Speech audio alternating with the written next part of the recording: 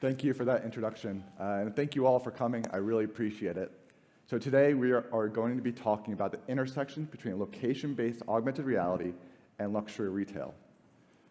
Before we do, sorry, can we get this on the slide? Thank you.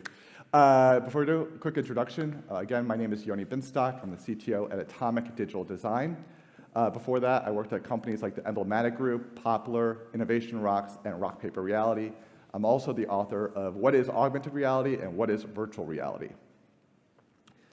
A little bit about Atomic Digital Design. We are an AR creative studio based in Paris, France, and we have worked with some of the world's top brands designing AR experiences for them.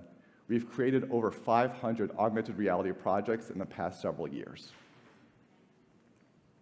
In today's talk, here's the agenda. So we're going to talk about what is location-based AR. Then we're going to go through some examples of the intersection between location-based AR and luxury retail.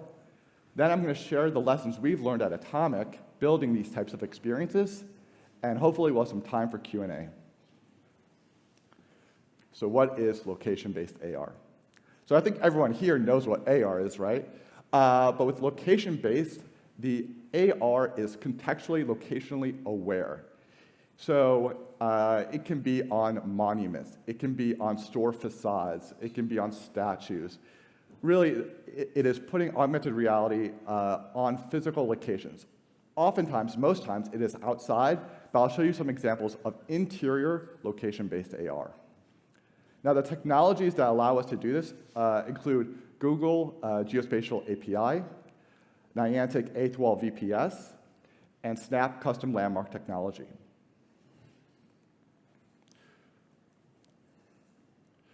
So what's so cool about location-based AR? Well, in the past several years, we've had AR technologies like face tracking, SLAM tracking, image tracking, and these technologies have allowed us as developers, as creators, as designers, to build really amazing experiences. But with location-based AR, what I feel is that it is going to transform how we interact with the physical world. It is going to inject magic, fantasy, wonder into our space, into our world. Now, there's a lot of very smart people who also believe in the magic of location-based AR. John Hanke from Niantic has said location-based AR has the potential to change the way we experience our cities and the world around us. Evan Spiegel from Snap has said location-based AR is the next frontier in storytelling. And I think you guys know who Ori is, has said location-based AR will change the way we interact with our environments and each other. So now I would like to show you some examples from Atomic Digital Design that I think will give you some insight of what's possible. So this was our first location-based AR experience. This was in Barcelona, and it was this artistic structure on the beach. And it was, one facade was glass, and the other three facades were very highly reflective metal material, which made it very challenging. We learned a lot about what structures work and what don't. But my team had a great time because they got to go work on a beach in Barcelona, right? So that was our first location-based AR experience. This was really cool. I'm a huge Lord of the Rings fan, so when we had the opportunity to work for the Rings of Power, we turned the Sydney Bridge into these two giant mountains, and we have cascading waterfalls coming down, and of course with the music soundtrack in the back. It was just magical. There's kind of no other word to describe it. And the next example is also on the Sydney Bridge for Gatorade. And we turned it into this huge hammock, and we had this giant of a guy kind of relaxing.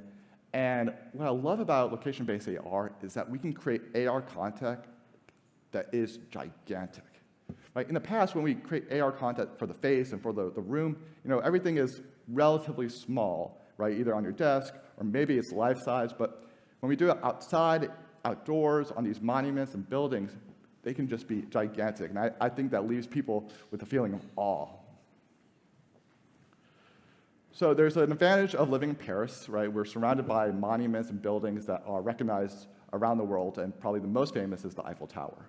And so we worked with a toy brand called Meccano, and this worked out just perfectly because the pieces of this toy brand look like the pieces of the Eiffel Tower, right?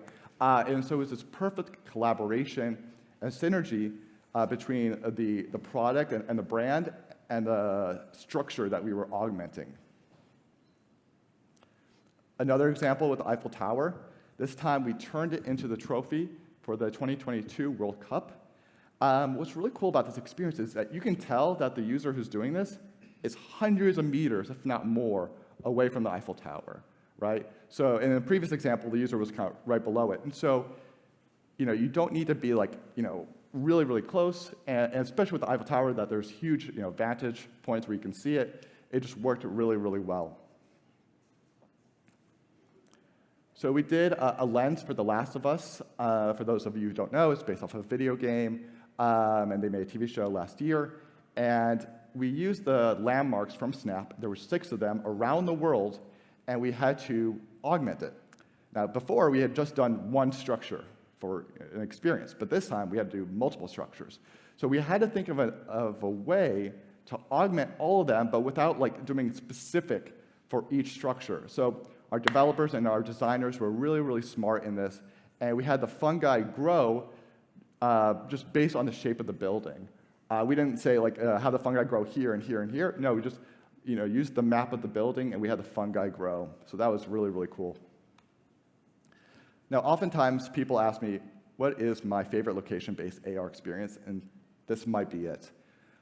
We worked with Snap in France, and for Women's Day last year, we scanned several statues of men around France. And then we used that same art style, we used the color of the stone to create a statue of a woman whose story had not been told before. And I think what this is, it's a hint of things to come. Yes, we're going to use location-based AR for marketing and advertising, but I can't wait to see what people come up with to tell stories that haven't been told before for societal positive impact. So this was a really cool experience. So Eighth Wall came to us to allow us to have beta access to their new technology, VPS, several months ago. And instantly, I knew what structure I wanted to do it on. This is the Luxor obelisk in Paris. It's over 2,000 years old, has such a rich history, and we were able to scan it, and a few of my colleagues and I, we were big fans of Stargate SG-1, an early 2000s TV show, and we kind of used that sci-fi bit, and we turned the Luxor obelisk into this really, really interesting structure.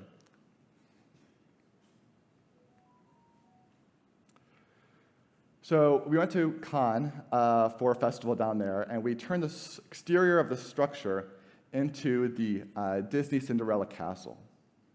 And one thing that was really cool about this is that not only was it locationally aware, it was time aware. If you did it during the day and you did it during the night, it was slightly separate AR experiences. So that was a really, really unique thing that we did. So now I'd like to show you some specific examples that we've done for luxury brands. So we worked with Vogue and several of luxury brands, including Dior and several others, for interior location-based AR experiences. What did that entail? So we went into this structure, and we had to scan the ceilings, the floors, the walls, everything, and then we could use AR content that interacted with all these structures. And it was really, really interesting and fun. But I will say, working with luxury brands, their standards are very, very high. Their designers are very, very meticulous. And so what it resulted was in a very polished experience, and I'm very glad that we had the opportunity to work with them. Another example, so again, at Cannes, working with Vogue, showcasing several different augments on the same structure. What was really interesting is that before we had done kind of one augment on one structure. In this experience, we kind of rotate through several different AR effects for each of the different brands. And it was really, really interesting, like Gucci and Prada, Richard Quinn, things like that. One of my favorite ones is that there's a giant snake head that appears, and it kind of comes down to the user. It doesn't get them all the way, but I've seen people who are doing the AR experience, and they see this giant snakehead coming towards them, and they kind of flinch in fear. I'm like, oh, it's working. It's providing this emotional feeling, and for me, like that's a true AR experience. I want to take this time to give a huge shout out to the Atomic Digital Design team. There's 60 of us. Every single person is absolutely critical in building these AR experiences and bringing the caliber of our work to the highest level. So big thanks to everyone at Atomic. So why should brands care about this stuff? Well, one is they are trying to compete with other luxury brands. And they're not competing on price, right? They're competing on brand recognition. They're competing on brand loyalty. And augmented reality is a great way to do that. Also, brands are not investing in AR because it's a buzzword, because it has to do with the metaverse. No, they're investing because the numbers say it's working, right? We've all seen numbers about how it lowers return rates, how the dwell period is much, much longer. And so now that we have these numbers, it's really easy to go to clients and say, if you invest in us, you're going to see an immediate ROI. And there's been really, really interesting research with like MRIs about a traditional 2D advertisement versus an augmented reality marketing campaign. And kind of obviously, people will remember the AR campaign much more than a TV commercial, right? Because it's novel, it's new. And that's what a brand wants, right? They want you to remember the brand, and augmented reality is a great tool. And now, especially with Gen Z, especially with Snapchat, customers are expecting augmented reality as part of the marketing campaign. And so if these luxury brands don't, they will be left behind. So I want to take you on a journey to what I imagine the luxury store of the future will look like. It's going to utilize location-based augmented reality, plus several other augmented reality features that are, all of this is available today. Nothing I'll talk about is impossible. Everything can be done today. So imagine you're walking down the street, and you come across this luxury store, and in the window is a QR code. So you scan the QR code, and all of a sudden, a life-size avatar greets you. It's powered by AI, and so you can have this natural conversation with her or with him. She introduces the store, the brand, the values, and she tells you that you should look into this AR mirror that's displayed in the window. By looking into this AR window, you see a beautiful piece of jewelry around your neck. At the same time, because the building has been scanned, a magical, mesmerizing AR effect covers the entire front of the store. At the same time, you can use sky segmentation to turn the day sky into a night sky, and it starts raining jewelry. And the jewelry that's raining is bouncing off the building using kind of life-sized physics. And then the concierge, the AI concierge, recommends that the user comes into the store. Because everything has been scanned, we can interact with all the objects. And so the user sees a big, giant staircase, and there are mannequins that are walking up and down the staircase. These are augmented reality mannequins, also powered by AI. So you can imagine that the user goes up to the mannequin and says, what are you wearing? Can you tell me more about it? How much does it cost? Where can I find it in the store? Now again, the ceiling, the walls, the floor, everything has been scanned, so we can turn everything into an augmented reality experience. So every step you take, you see ripples of water spreading out. On the walls are patterns that just kind of draw your attention, and on the ceiling is a beautiful night sky. The AI concierge continues the journey and says, why don't you come to the interactive heritage wall? Now, physically, there's kind of nothing there. It's a blank wall. But with augmented reality, through the user's phone, they see pictures. They learn about the company and the brand. They learn about the products. And using generative AI, the user can interact with that content. They can change the textures, the patterns, the colors. And so it's not this passive experience of reading and watching. It's this two-way experience of interacting with the content. The AI concierge kind of lets the user go on a journey, a little bit of scavenger hunt. And the AI concierge says, if you find these 3 products, a dress, a piece of jewelry, a handbag, you'll get a discount code at checkout. And so the user goes through a store looking for these products, and using machine learning, computer vision, object recognition, we'll be able to tell if, yes, I see that dress, look for the other 2 products. So this is a great way for the user to have a fun, engaging experience and to explore all around the store. So the user has found all 3 products, they go to checkout, and when they go to checkout, they get a beautiful box. They bring it home, and they have an amazing unboxing ceremony. A lot of the same assets, the feeling, the audio from everything they saw at the store comes back home. It could be using image tracking on the box, it could be using SLAM tracking. Anyways, it brings the whole thing together. So from the start, from walking on the street and meeting this AI concierge and seeing the facade of the store come to life, to walking inside and meeting the mannequins and having the walls and the ceiling and the floor all being augmented, all the way home and having this beautiful unboxing ceremony, augmented reality has really transformed this retail experience. Again, all of this is possible today. So in the last few minutes, I'd like to share some learning lessons we've learned at Atomic building these types of experiences. So the first one is having on-site QA.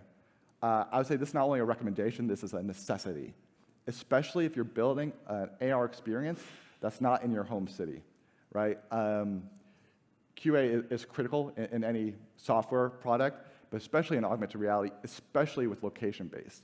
You can't just assume that's going to work. So you're going to need to have a freelancer, some part-time person who's able to go to that location and test it and kind of send the videos to your developer so you can have continuous progress on your project. User activation. So this is something that often comes to light at the way end of the product, maybe a few days before it goes live. How are we activating our users? Most probable way is through QR codes, but oftentimes I feel that people don't think about it too much. Like, how big is the QR code? How many are there? Where are they situated? What are the instructions around the QR code? How do we tell the user, or how do we give them a hint of what's to come? So I highly recommend that you think about user activation from day one and communicate with either the agency or the brand and making sure that there's a coherent strategy. So when we've been building AR experiences for face tracking or SLAM tracking, we've never really had to deal with user safety or comfort before, because we always assumed that they were home or somewhere comfortable, right? But now, either people are outside, or inside. Outside, there's a lot of challenges, right? Especially around other pedestrians and car traffic. It's something that we have to be really, really considerate about, making sure that the AR experience that we're building does not put the user in danger, right? You don't want them, backing up to see the full AR experience and they back up into the street. Interior, you don't need to worry about cars anymore, but now you need to worry about other shoppers and staff, right? You don't want to ruin the experience of other shoppers who aren't doing the AR experience by having the person who is kind of blocking or making too much noise or just being an inconvenience. And for the staff, you want to make sure that they're not disrupting the staff from doing their job properly. So it's going to be a magical experience for the people that are on site that can do this location-based AR experience, but inherently, only a tiny fraction of people will be there and during that time, during the campaign. And so if you really want the world to see your work, it's really important to invest time and money into a really good video. Videos allow you to not only share it with the world, but share it with prospective clients so that you can show them what you can build. I think a great example of this is Nexus created a great location-based AR experience with the gorillas in both London and New York. And I've seen footage of it, and it was a really, really compelling experience. But the video that they created, that was amazing, and it allowed everyone else around the world who weren't able to make it to see this great experience. So that's just a great example of the importance and the value they put in video marketing. I'm going to close here in saying that location-based AR has the potential to change how we interact with our physical world. I think it's going to inject awe, wonder, magic into our physical world, and I can't wait to see what you guys create. Thank you so much.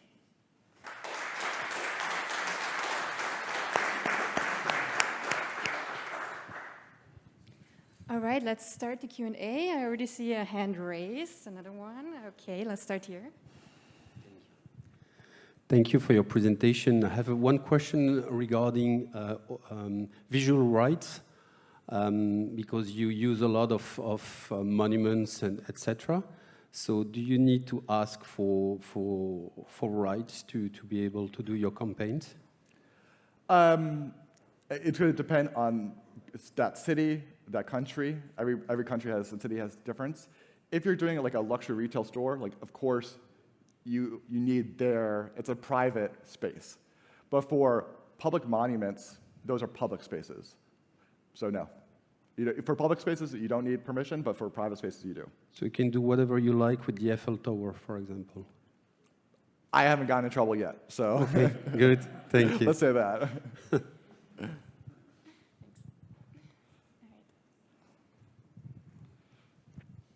Hi. I have a question regarding virtual assistant and how you deal with uncanny valley, because this is a major problem for a user. Sorry, problem with what, Bugs? Uncanny valley. Uncanny valley. Uncanny valley usually is referred to avatars, right? When avatars are almost human-like, right? For those of you who don't know uncanny valley. Because a lot of experiences that we do either in Snap or WebAR, both have constraints around data, right, about like the complexity of the assets. So we just create avatars that we don't try to make them lifelike. So you go more in the cartoonish kind of directions to avoid that, yeah? Exactly, yeah. We don't aim for realism. Exactly. To avoid the uncanny valley, exactly. Thank you. So, one more question. Yes? Sorry. Well, thank you for this very insightful talk. It was great also to see some use cases that are very specific, like more use cases in one big one. I really appreciate that you shared this with us. My question would be about what do you think about the future of the technology according to the development? Are you just stuck with the social media provided engines like Snap, etc., or are you also working at Atomic with Unity-based or more maybe complex engines? What do you think about the future? Where is the whole industry directed? It's a really good question. So the reason why we use the three technology providers, so we use Google because Google Maps, Street View, right? They have just tons and tons of data. Niantic and Eighth Wall, they got their data from everyone playing Pokemon Go. And Snap, they have custom landmarks that they've done themselves, and they have a lens where you can scan it yourself. So that's why we use those technology providers, because they just have the biggest data set. And for many of them, for Niantic, Eighth Wall, and for Snap, you can do your own scanning. Yes, you're using their technology, but you can scan it yourself. So I think we're going to be continuing to work with those technology providers. I've not seen somebody else with that amount of open source data. All right, thank you so much, Yoni.